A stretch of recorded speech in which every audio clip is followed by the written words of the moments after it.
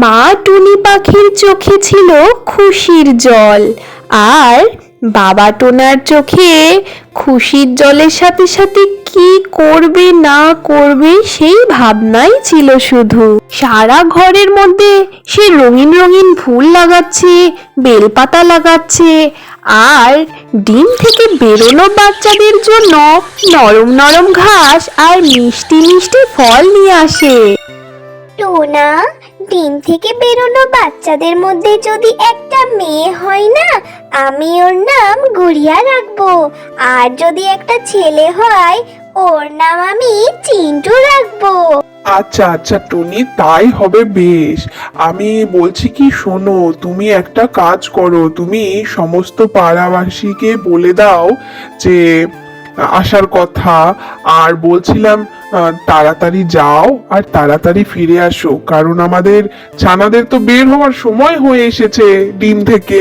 টোনা, আমি এখনই যাব আর এখনই চলে আসবো। আজকে তো মা টুনি পাখি বাচ্চাদের মতো করে উড়ে উড়ে যাচ্ছিল, কিন্তু উড়বেই বা না কেন? কারণ মা টুনি পাখির ঘরে তো ছোট ছোট ছানারা আসবে। বাবলি, বলছি বাবলু দাদা কোথায়? আরে টুনটুনি, বাবলু তো অন্য জঙ্গলে গিয়েছে। তাহলে বোন বাবলি, বলছি আমার ঘরে তুমি তাড়াতাড়ি চলে এসো। আমার ডিমগুলো থেকে তো ছানা বেরোনোর সময় হয়ে এসেছে। আর আজকে তুমি আমাদের বাড়িতেই খাবার খাবে, আর আমরা সবাই একসাথে মিলে নতুন ছানাদেরকে আমাদের এই দুনিয়াতে ওয়েলকাম করব। টুনটুনি, আমি একটু পরে যাচ্ছি, তুমি এখন যাও। টুনটুনি পাখি ওখান থেকে সোজা নীলুর বাড়িতে চলে যায় নিমন্ত্রণ করতে। নীলু বোন, কিছুক্ষণ পরে আমার ডিমগুলো থেকে ছানা বের হবে। আমি সমস্ত পাখিদের ডেকেছি, তুমিও আমার বাড়িতে চলে এসো। আজকে কিন্তু খাবার আমার বাড়িতেই খাবে, আর জলদি চলে আসবে। আমি এখন কালু কাকের বাসায় যাচ্ছি।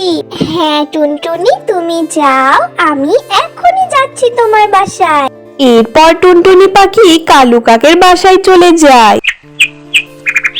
সুন্দরী কাক আর কালু কাকের কোনো বাচ্চা ছিল না, আর কোনো ডিমও হয়েছিল না। এই জন্য ওদের বাচ্চার খুশির কোনো কদরই ছিল না। এরপর টুনটুনি পাখি সুন্দরী কাককে বলে যে, সুন্দরী, তাড়াতাড়ি আমার বাড়িতে চলে আসো। আমার ডিমগুলো থেকে ছানা বেরোনোর সময় হয়ে এসেছে, আর অন্যান্য পাখিরাও আসছে। তুমিও আমার বাসায় চলে এসো। ডিম তো তোমার ফুটবে, আমার তো আর ডিম ফুটবে না। আর এই খুশি তো তোমার, আমি কি করব এতে? আর তুমি এত চুচু করছো কেন? এটা আবার নতুন কি আছে ব্যাপার? আমি খাবারও তৈরি করেছি, সব পাখিরা মিলেমিশে আমরা খাবারও খাবো, আর আমার ছানারা আসবে, ওরা খুশিও হবে এটার জন্য। এটা বলার পর সুন্দরী বাড়ি থেকে টুনটুনি পাখি ওখান থেকে চলে যায়। সুন্দরী, বাচ্চার খুশিটা নয় ছেড়েই দাও, খাবারটা তো অন্তত খেয়ে নাও। যাও যাও, তুমি যাও। না গেলে বলো তো কি ভাববে? দেখো, টুনি পাখি যেমনই হোক আমাদের তো প্রতিবেশী বটে। যাও, তুমি যাও। সবাই টুনটুনি পাখির বাড়িতে পৌঁছে গেছিল। বাবলি টুনি পাখিও গেছিল, আর নীলু টুনি পাখিও চলে গেছিল। নীলু টুনি পাখি টুনটুনির ছানাদের জন্য ফুলের তোড়া নিয়ে এসেছিল, আর বাবলি টুনি পাখি একটা মিষ্টি আম নিয়ে এসেছিল।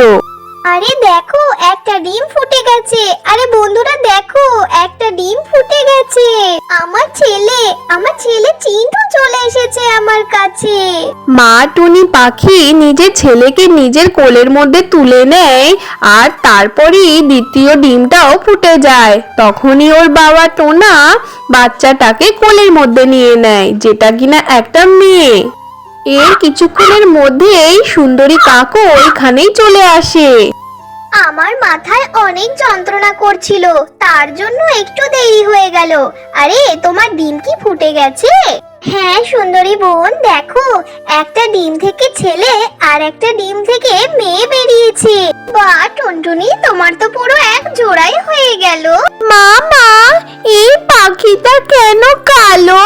আর অন্যান্য পাখিরা তো কালো নয়। তা শোনার পর সব পাখিরা ওর কথা শুনে হাসতে থাকে, কিন্তু সুন্দরী কাক ওই গুড়িয়ার দিকে ডাবা ডাবা চোখে দেখতে থাকে রাগে।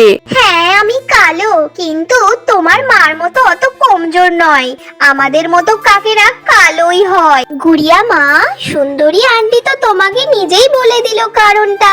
এরপর সমস্ত পাখিরা মিলে খাওয়া দাওয়া করা শুরু করে দেয়। এখন আমি যাচ্ছি টুনি পাখি, তোমার ওই বাচ্চার চুচু আওয়াজে আমার মাথা যন্ত্রণা করে যাচ্ছে। সুন্দরী বোন, এরকম কথা বলার থেকে তুমি না আসলেই পারতে আমার বাড়িতে। কেমন তুমি কড়া কড়া ভাবে কথা বলছো?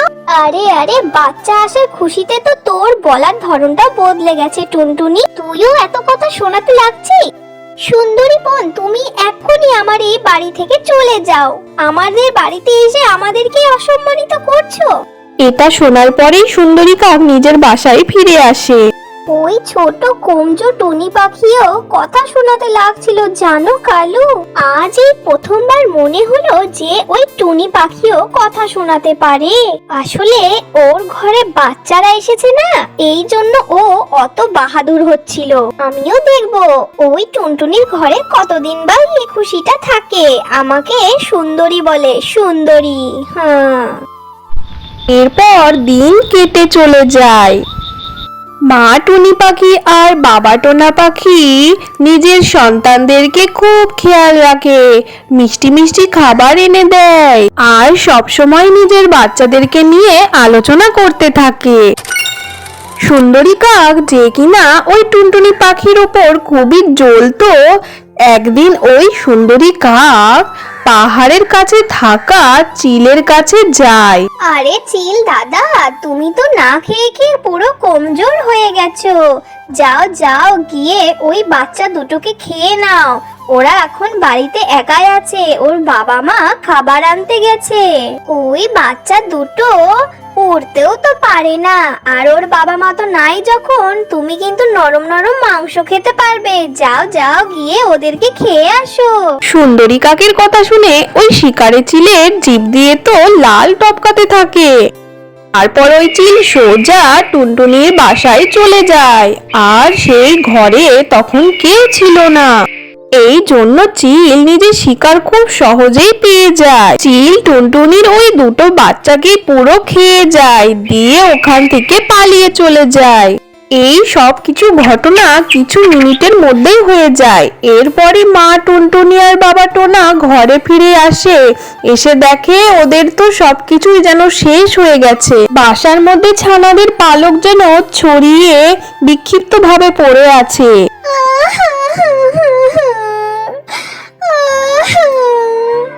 আমি জানতাম না যে এই খুশি আমার জন্য কিছু দিনের জন্যই ছিল। এমনটাই যখন করার ছিল ভগবান, তাহলে কেন তুমি আমাকে দুটো ছানা দিলে? আমি কত স্বপ্ন দেখেছিলাম আমার সন্তানদের জন্য, সব কিছু আমার মনেই থেকে গেল। শুধু আমি ভেঙে চুরমার হয়ে গেলাম, আর আমার সব স্বপ্ন মাটির তলায় চলে গেল। এর কিছুদিন পর সুন্দরী কাকু কয়েকটা ডিম পাড়ে। ওর ডিমগুলো দেখার পর ওর ভেতরে কিছু একটা অনুভব হচ্ছিল, যেটা কিনা ওর টুনটুনি পাখির সাথে খুবই অন্যায় করেছে। সুন্দরী, আমার ঘরে যখন ডিম এসেছে তবে তো আমি সন্তানের খুশির অনুভব করছি। ওই টুনি পাখি তো খুবই সৎ ছিল, ওর ওই ছানাগুলোকে তো ওই জালিম চিল পুরো খেয়ে নিল বলো। এটা শোনার পর সুন্দরী কাক চুপই থাকে।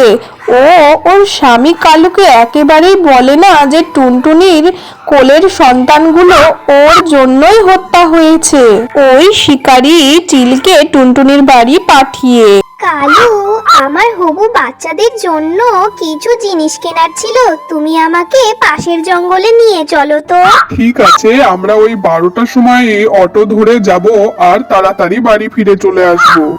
এরপর কালু কাক আর সুন্দরী কাক নিজের ঘর থেকে বেরিয়ে যায়, দিয়ে অটো করে ওই রাস্তার দিকে যাওয়া শুরু করে। পাহাড়ের রাস্তা দিয়ে অটো পেরিয়ে যাচ্ছিলই কি অটোর ইঞ্জিন হঠাৎ করে খারাপ হয়ে যায়, আর পাহাড়ের সাথে ধাক্কা লেগে অটোটা পুরো নিচে পড়ে যায়, দিয়ে অটোয় আগুন লেগে যায়। কালু কাকের গায়ে আগুন লেগে কালু কাক তো ওখানেই মারা যায়, আর সুন্দরী কাকের একটু আঘাত লাগে, কিন্তু ও বেঁচে যায়। সুন্দরী কাকে অন্যান্য পাখিরা চিকিৎসা করে ওর বাসায় পৌঁছে দিয়ে আসে।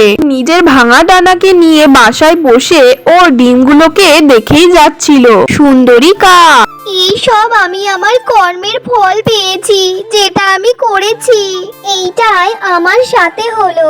আমি ওই টুনটুনির কাছ থেকে ওর সন্তানদের কেড়ে নিয়েছিলাম, আর আজকে আমার সন্তানের থেকে ওর পিতা চলে গেল।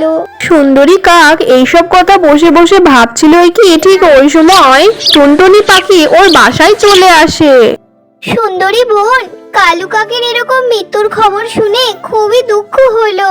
তুমি নিজেকে সামলাও সুন্দরী বোন।